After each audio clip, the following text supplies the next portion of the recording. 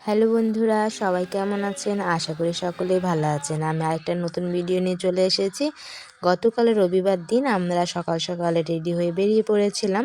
আমরা যাব গিয়ে বুধবুধ, সেখানে ছিল আমাদের ড্রয়িং এক্সাম। তো দুই মেয়েকেও রেডি করে নিয়ে বেরিয়ে পড়লাম। ওদের দুই বোনকে আমার দিদির বাড়িতে রেখে তারপরে আমরা যাব। তো আমরা রাস্তায় গিয়ে ও পেট্রোল পাম্পে একটু তেল ভরিয়ে নিল। তারপর ওখান থেকে আবার রওনা দিলাম, যেহেতু অনেকটাই রাস্তা বাইকে। তারপর আমরা বাইকে যাচ্ছিলাম। আর আগেও আমাদের লং রুটে বাইকে যাওয়ার অভ্যাস আছে, কিন্তু এই নতুন বাইকটাতে এই প্রথমবারই লং রুটে যাচ্ছি। আমার কাছে তো ট্রেন বাসের থেকে বাইকের জার্নিটাই বেশি ভালো লাগে। তো মাঝখানে আমরা একটু দাঁড়িয়েছিলাম পানাগড় পেরিয়ে, কারণ লোকেশনটা দেখার জন্য।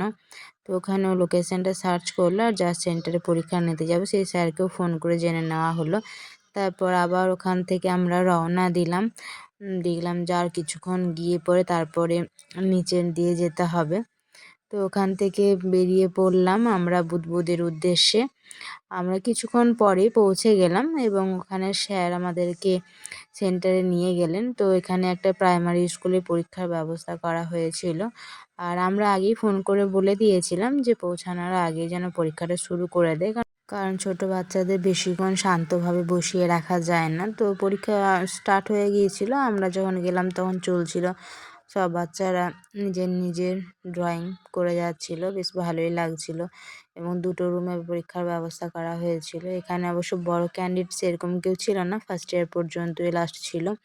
তো ছোট বাচ্চারা বেশ ভালো করে মন দিয়ে ড্রয়িং করছিল।